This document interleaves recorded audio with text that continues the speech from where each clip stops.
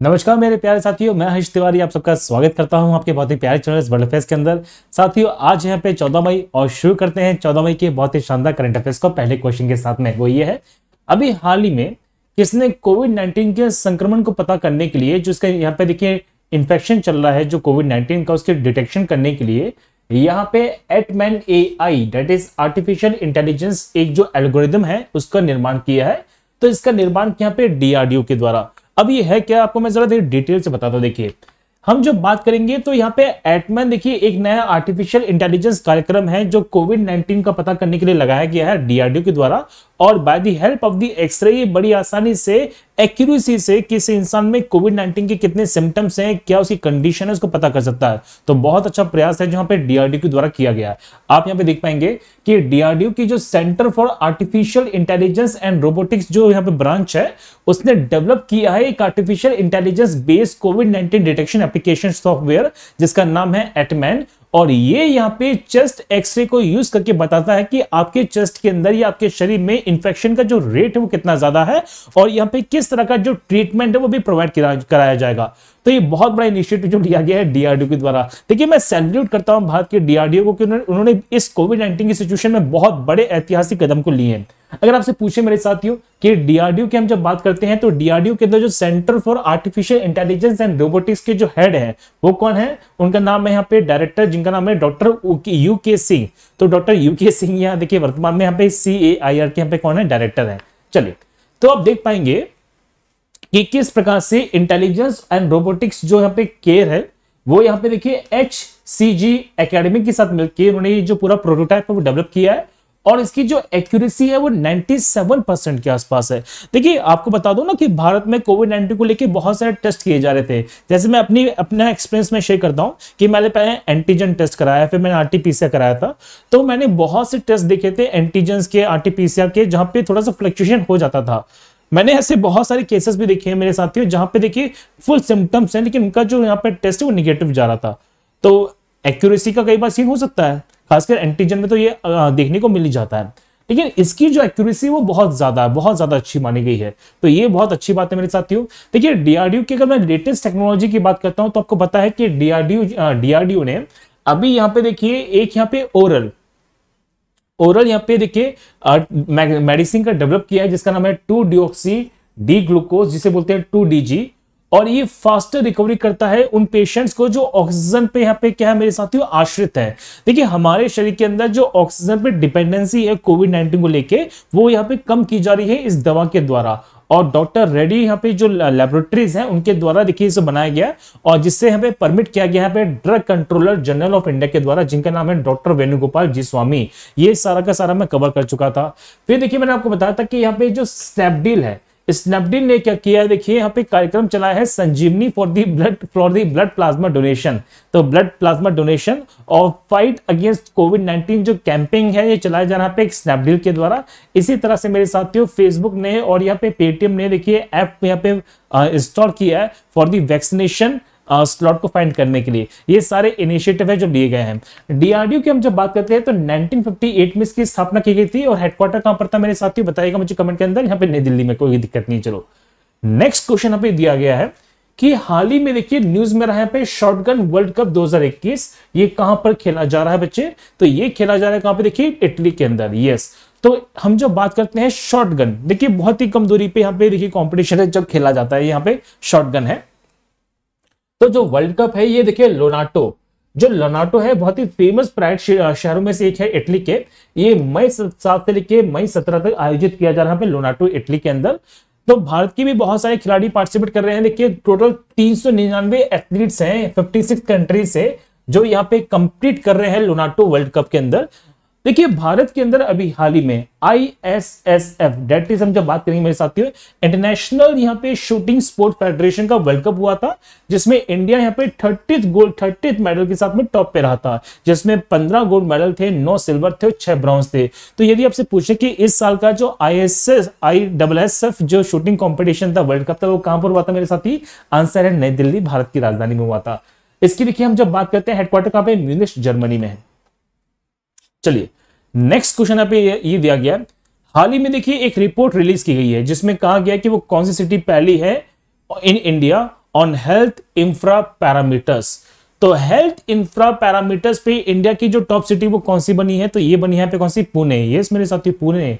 तो पुणे ने यहाँ पे सबको पिछाड़ दिया है। देखिए यहाँ पे हाउसिंग.com के द्वारा सर्वे किया गया था और ये सर्वे देखिए बहुत सारे स्टैंडर्ड्स पे था, बहुत सारे पैरामीटर्स पे था। जैसे फॉर एग्जांपल यहाँ पे जो नंबर ऑफ हॉस्पिटल बेड्स हैं उन पर था, यहाँ पे जो वाटर क्वालिटी मिलती है आसपास के इलाकों में उन पे सर्वे किया गया था। साथ ही साथ में यहाँ पे जो सैनिटाइजेशन प्रॉपर्ली होता है कि नहीं होता उन पे सर्वे किया गया।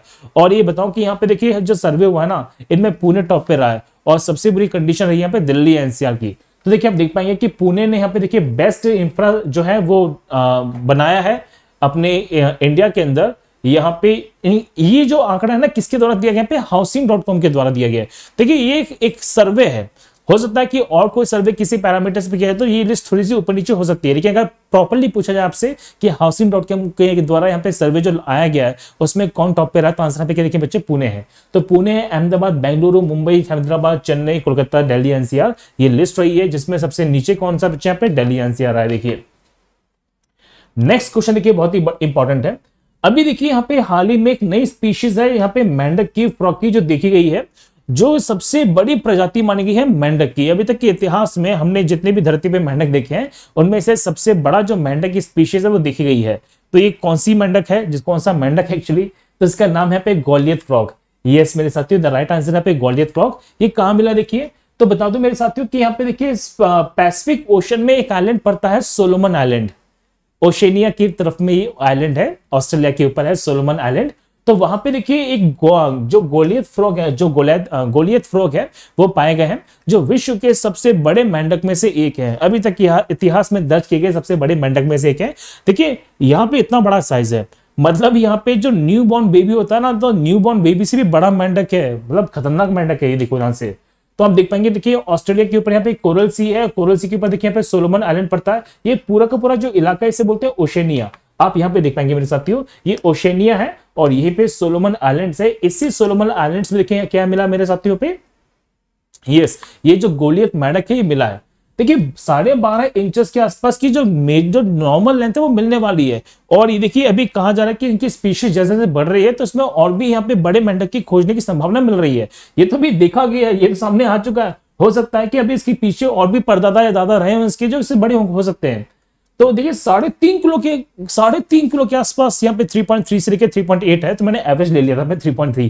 तो 3.5 किलो के आसपास देखिए मेरे साथ इनका वजन होने वाला है। तो काफी हष्ट पुष्ट यहाँ पे मेंढक है। इन्हें चाइना भेजना चाहिए, चाइना वाले को तो बल्ले बल्ली हो जाएगी, सही बता रहा हूँ। चलो तो अगर मेंढक की मैं बात करता हूँ, मैंने टॉक अबाउट दी फ्रॉग। तो फ्रॉग के देखिए आरबीसी में न्यूक्लियस पाया जाता है। ये कुछ अपवाद है, कुछ एक्सेप्शंस हैं। देखिए हमारे आसपास बहुत सारे ऐसे जीव मिलते हैं, बहुत से ऐसे एनिमल्स हैं जिनकी आरबीसी में न्यूक्लियस मिलता है। ह्यूमन बॉडी की आरबीसी में न्यूक्लियस नहीं होता मेरे साथियों, लेकिन फ्रॉग की आरबीसी में न्यूक्लियस पाया जाता है। और ये एक्सेप्शन क्यों है, ये एम्फीबियंस हैं, उभयचर कहते हैं इन्हें।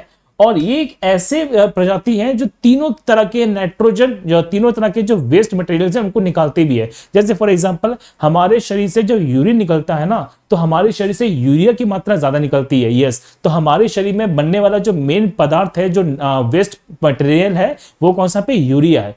लेकिन हमारे शरीर से यूरिया निकलता है। जो मछलियां होती है मेरे साथियों, फिशेस, तो फिशेस निकालती है अमोनिया। बर्ड्स की बात करते हैं तो बर्ड्स के द्वारा निकलने वाला जो मेन एक्सक्रीटरी पदार्थ है वो कौन सा पे, यूरिक एसिड है। लेकिन फ्रॉग देखिए एक्सेप्शन इसलिए है, ये एक्सेप्शन इसलिए है, ये तीनों तरह के पदार्थों को निकालता है। ये अमोनिया भी निकालता है, यूरिया भी निकालता है और यूरिक एसिड भी निकालता है। ये अमोनोटैलिक भी है मेरे साथियों, यूरियोटैलिक भी है और यूरिकोटैलिक भी है। ये बेसिक बात आपको मैंने बता दी है एग्जामिनेशन के पॉइंट ऑफ व्यू से। देखिए अभी हाल ही में देखिए भारत की जब बात करते हैं तो भारत के बहुत ही फेमस यहाँ पे हर्पेटोलॉजिस्ट है मेरे साथियों, जिनका नाम है दीपक वीरप्पन जी। इनके नाम पर देखिए सांप का नाम रखा गया है। चलो अच्छी बात है, नाम रोशन हो रहा है, कोई दिक्कत नहीं है। चलो नेक्स्ट क्वेश्चन यहाँ पे ये है कि अभी हाल ही में देखिए इंडिया को लेटेस्ट यहाँ पे टेस्ट क्रिकेट रेटिंग मिली है आईसीसी के द्वारा, कौन सी, तो इंडिया यहाँ पे देखिए फर्स्ट पोजीशन पे है, कोई बिगाड़ने वाला नहीं है इंडिया का।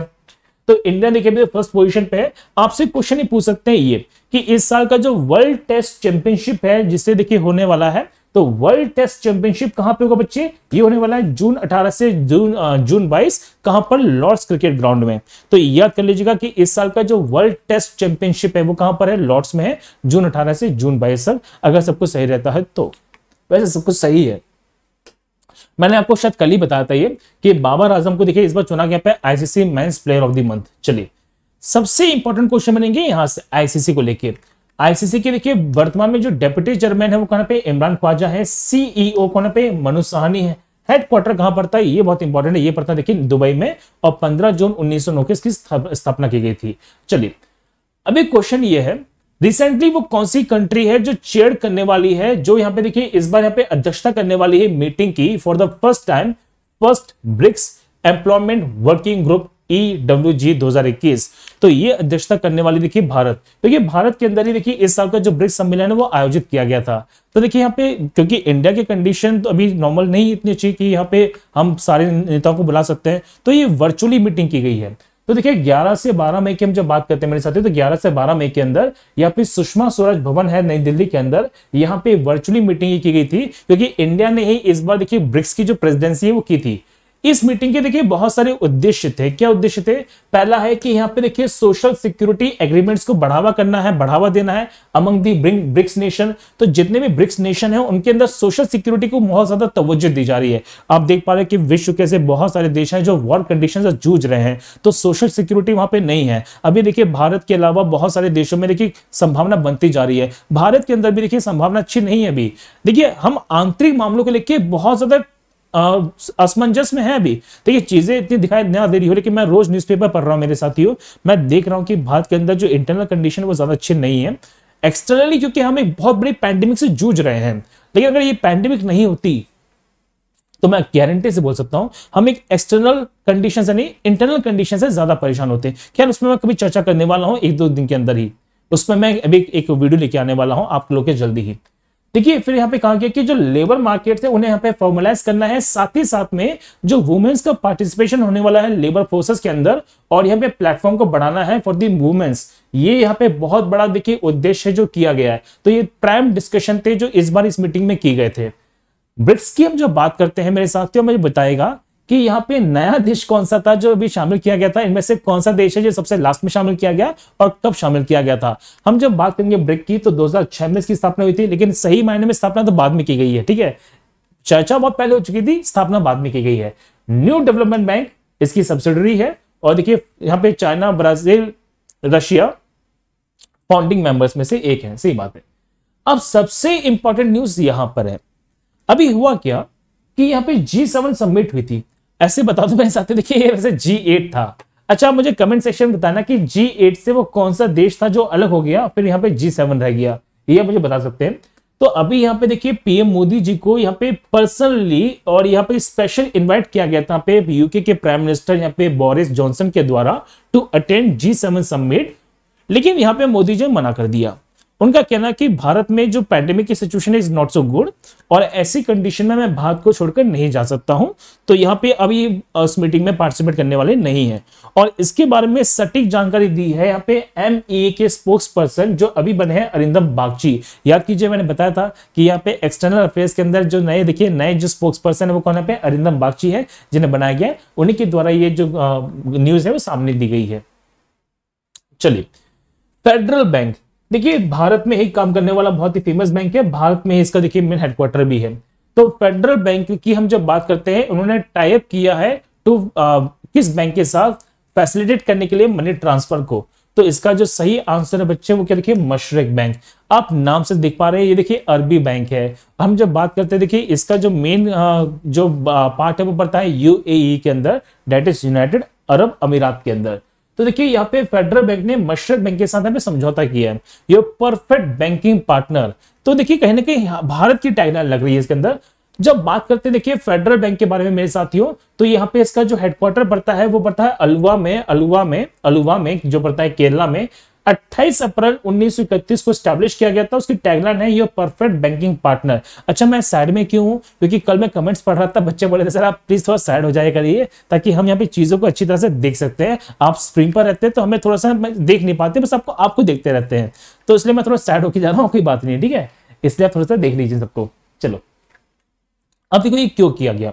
देखिए हम जब बात करते हैं मशरक बैंक के बारे में, आपको शायद पता होना चाहिए कि UAE के अंदर जो मशरक बैंक है ये one of the oldest bank है और ये बता दो, ये मशरक बैंक यहाँ पे यूएई का ओनली एंड ओनली यहाँ पे प्राइवेट बैंक है। वहां पे सारे के सारे सरकारी बैंक में आते हैं, लेकिन यहाँ पे एकमात्र जो प्राइवेट बैंक के बच्चे वो कौन सा है? मशरक बैंक है, और सबसे पुराने बैंकों में से एक है।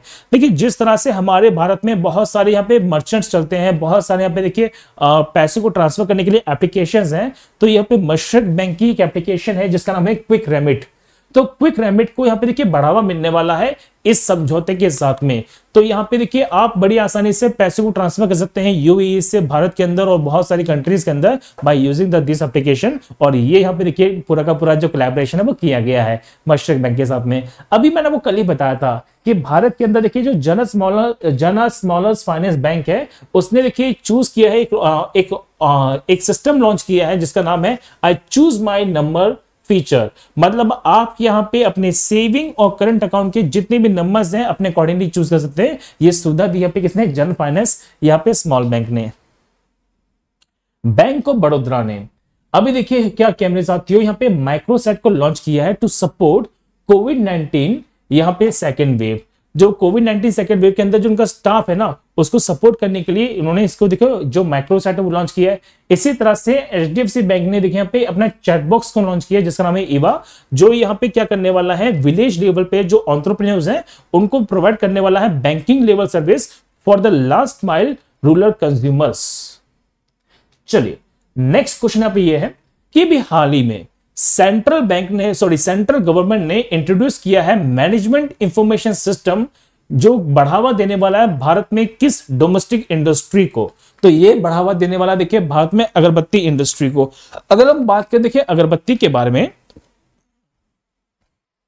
तो नितिन गडकरी जी जो एमएसएमई मिनिस्टर भी है, उनका कहना था कि असम राज्य के अंदर यहाँ पे जो इंसेंस स्टिक होती है जिसे बोलते हैं अगरबत्ती, उनकी मैन्युफैक्चरिंग यूनिट को बढ़ावा जाएगा। देखिए असम की जब बात करते हैं मेरे साथियों, तो भारत के जितने भी पूर्वोत्तर राज्य हैं वहां पे देखिए बैम्बू का उत्पादन बहुत ज्यादा होता है, बांस का उत्पादन बहुत ज्यादा किया जाता है, और बांस के उत्पादन से देखिए बहुत सारी चीजें मिल रही हैं। आपको बता दो कि आज यहाँ पे ग्रीन इकोनॉमी को बढ़ाने के लिए बैम्बूस का उत्पादन किया जा रहा है। और बांस की जब बात करते हैं तो बांस यहाँ पे घास होती है मेरे साथियों, it's a type of grass. ये कोई पौधा नहीं है, समझो मैं जो बोल रहा हूं ना, ये घास है, बहुत ही स्पीड से बढ़ने वाली घास में से एक है। हम इस पर देखिए चर्चा करेंगे बायोलॉजी लेक्चर्स के अंदर।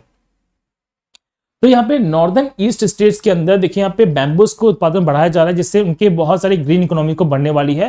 देखिए आपको बता दो कि बैम्बू की हम जब बात करते हैं, देखिए इनकी पत्ती का इनका जो ये जो हिस्सा देख पा रहे हैं, इनका इस्तेमाल देखिए बहुत सारी चीजों में किया जा रहा है। तो यहाँ पे अगरबत्ती के निर्माण की जो क्या दी जा रही है वो में की जा रही है। देखिए बैम्बूस की बोटल्स और साथ साथ में बैम्बू स्टिक्स भी बहुत सारी चीजें हैं जो मिलने वाली हैं यहाँ पे, तो याद कर लीजिएगा। अच्छा, किस फुटबॉल टीम ने 2020-2021 में प्रीमियर लीग चैंपियनशिप को जीता है? तो सिंपल सा आंसर पे क्या देखिए मैनचेस्टर सिटी है। बहुत ही फेमस क्वेश्चन था ये, और आपको मैं आज करा रहा हूं, एक वैसे कल का क्वेश्चन है ये, ठीक है। चलो, तो मैनचेस्टर सिटी है सिंपल आंसर बच्चे इसका।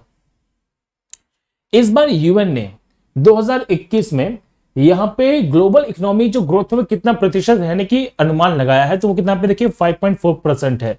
तो यहाँ पे कहना है कि देखिए ग्लोबल इकोनॉमी यहाँ पे 5.4% के आसपास सस्टेन करने वाली है, ऐसा यूएन का कहना है। देखिए यूएन ने क्या किया, अभी भारत को लेकर रिपोर्ट दी है। ऐसा कहना है कि 2027 तक देखिए भारत यहाँ पे चाइना को पीछे छोड़ने वाला है in the terms of population, और हम यहाँ पे बनने वाले हैं सबसे बड़े देश in the term of population. हमारे लिए बहुत बड़ी गर्व की बात होनी चाहिए। वैसे बता दो मेरे साथियों, मुझे कहना नहीं चाहिए ये बात, लेकिन यहाँ पे सारी की सारी समस्या को जो जड़ है ना, वो पॉपुलेशन है। हमारी हेल्थ केयर सिस्टम का फेलियर बेसिकली पॉपुलेशन है। इतनी बड़ी जन आबादी को देखिए सही से यहाँ पे चीजें प्रोवाइड नहीं कर सकते। यहाँ पे हर घर की समस्याएं बिखर जाती हैं बड़ी आबादी को लेके, ये सत्य बात है। हम इसे ध्यान नहीं दे रहे, लेकिन कहीं ना कहीं मैं बता दूं मेरे साथियों, सबसे बड़ी समस्या का जो जड़ है वो पॉपुलेशन है। ये कंट्रोल करनी चाहिए थी, चाइना ने कंट्रोल कर ली, अच्छी बात है, लेकिन समस्या हमारे साथ यही है मेरे साथियों कि हम ज्यादा पढ़े लिखे लोग हैं। हमारे भारत में दो तरह के लोग मिलते हैं, तो बहुत पढ़े लिखे या बहुत गंवार। सॉरी टू से दिस, लेकिन आप लोग समझदार हैं, समझिए इस बात को कि मैं क्या बात कहना चाहता हूं। देखिए, तो यहाँ पे यूएन के द्वारा ये पूरी की पूरी रिपोर्ट प्रस्तुत कर दी गई है। 24 अक्टूबर 1945 को देखिए यूएन का स्थापना की गई थी, याद कर लीजिएगा, इंपॉर्टेंट है। तो साथ ही ये था आज का करंट अफेयर्स। मैं उम्मीद करता हूं आपको बहुत कुछ नया जानने को सीखने को जरूर मिला होगा। सबसे इंपॉर्टेंट बात यह है कि कल शनिवार का जो करंट अफेयर्स आपके लिए बहुत ज्यादा इंपॉर्टेंट है मेरे साथियों। कुछ नए फैक्ट्स हैं और यूपीएससी पॉइंट ऑफ व्यू से मैं कुछ क्वेश्चंस हैं आपको जो कल कराने वाला हूं, तो कल के क्वेश्चंस को जरूर देखिएगा, कल के करंट अफेयर्स को जरूर देखिएगा मेरे साथियों। यूपीएससी पॉइंट ऑफ व्यू से मैं कुछ क्वेश्चंस आपके लिए लेके आने वाला, स्टैंडर्ड क्वेश्चन लेके आने वाला, आपके जो अन्य एग्जामिनेशन में फोकस करने वाला है। लेकिन जो बच्चे इस बार यूपीएससी प्रिपरेशन कर रहे हैं उनके लिए न्यूज है कि आप जानते हैं कि प्रीलिमिनरी एग्जाम की जो डेट है वो शिफ्ट कर दी गई है यूपीएससी के द्वारा। अब अक्टूबर मंथ में आपका जो यूपीएससी प्रीलिम्स है वो किया जाएगा, तो you have ample of time, आप पढ़िए और अपने प्रिपरेशन को और अच्छा कीजिए। तो हम मिलते हैं बेटा कल यहाँ पे कल की क्लास के अंदर। ठीक है, बता दूं आप मेरे यहाँ पे कोड को यूज करके अनअकैडमी के किसी भी सब्सक्रिप्शन को अनलॉक कर सकते हैं। Just use my code HTSR10 and save money on your Unacademy subscription. तो साथियों हम मिलते हैं कल, तब तक के लिए मैं लेता हूं विदा आपसे। घर पे रहिए, सुरक्षित रहिए। जय हिंद, जय भारत।